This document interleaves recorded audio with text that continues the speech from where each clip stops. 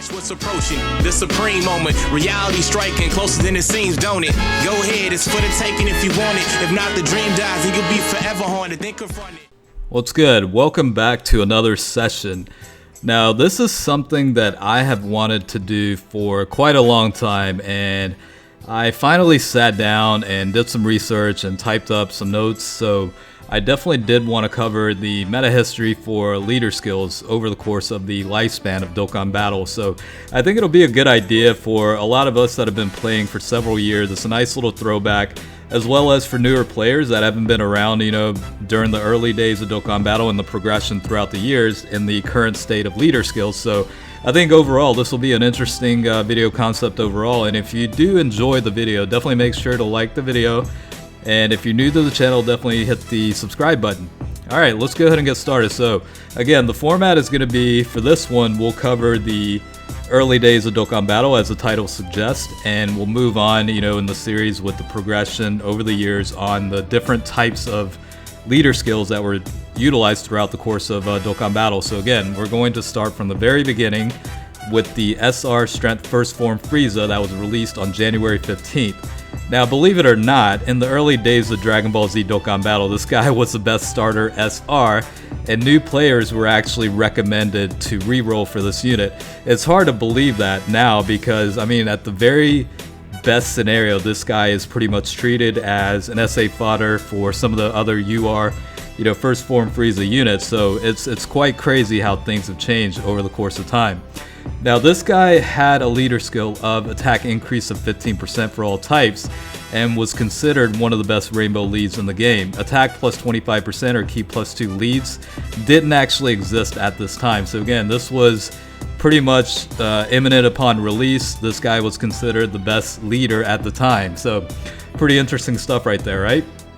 Now, next up we have the SR Intelligence Mecha Frieza unit. This unit was released on March 2015 and was considered the best strike card and incredible leader for mono intelligence teams.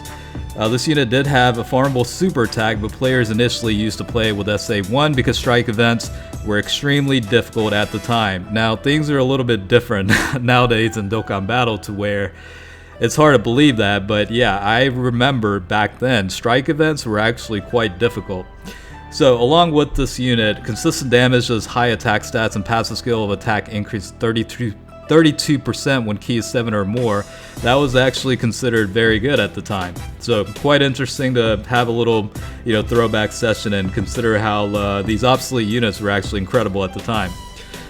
Now, the third one is the Strength Super Saiyan Bardock unit released on March 2015. I personally love this unit still. One of my favorite units. It's kind of like a nostalgia mixed into it, but I did run this guy a lot as my main lead back then as well.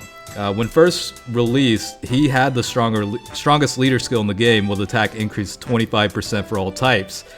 And no other unit had a similar leader skill, and Ki plus 2 leads at the time didn't exist yet. So again, this is a very, very nice unit. I personally do have a lot of good memories with this unit, and yeah, it's quite interesting as well for that one. Next up is another one of my favorites. It's probably my favorite card in terms of like the overall card style and just overall love for the unit. We're obviously speaking about the Intelligence Perfect Cell unit. This one was released on March 2015 as well. Similar to the Strength Super Saiyan Bardock unit, this unit had the leader skill for attack increase 25% for all types. However, he was much better than Bardock since he had better stats, supreme damage SA, and decent passives and link sets. Again, you guys know that this is my all-time favorite unit in the game. It's nice to be able to reflect back on the history behind this unit as well, considering how much has changed over the several years. Next up, we have the Strength Full Power Bojack unit released on June 2015. The Galactic Crisis story event was where the Dokkan Awakening mechanic was born, so that was another interesting fact right there. And believe it or not, there was a time when everyone had this Bojack as their lead, strength type attack increase of 50%, because he had an astounding attack and crazy passive, which was attack increase of 75% when performing a super attack. I personally do also love this unit a lot, and I remember when I first awakened this guy into a UR state, it was pretty incredible. The card art just flat out looks badass as hell. Okay, next one is going to be the Physical Ultimate Gohan unit. This unit released on July 2015.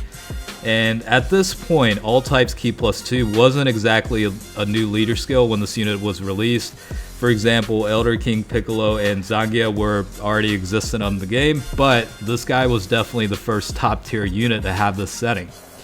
Gohan quickly became popular for the simple fact that it is the first decent physical unit in the game and was already top tier material. Now for the last one in this video segment, we're going to cover the Agility Kid Buu unit that was released on July 2015 as well.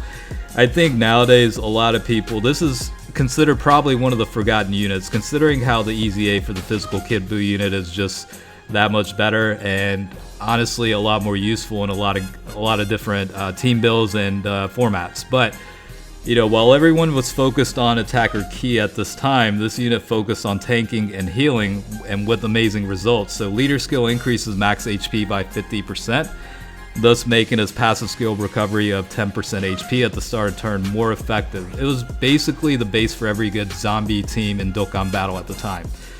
So of course this is relatively a short video, but I wanted to start off covering the very early days or dark ages of Dokkan battle. Again, it's a very nice little throwback for, you know, myself as well as people that have been around since the early days of Dokkan battle. It's really nice to be able to reflect back on the history of certain units that we essentially really don't talk about nowadays. You know, as well as for newer players that joined over the course of the years, whether it's, you know, during the first anniversary, second anniversary, third, fourth, and upcoming fifth anniversary, if you're just joining, there's a lot of history behind this game because 5 years of a game really did change a lot of things from the beginning. So again, we'll start off with the early days as we did here, and then we'll progress through the different types of leads, and we'll be able to reflect back and kind of enjoy a little memory, you know, trip down memory lane a little bit. So hopefully you guys enjoyed the video. As always, thanks for watching, and I'll catch you guys later. Peace out.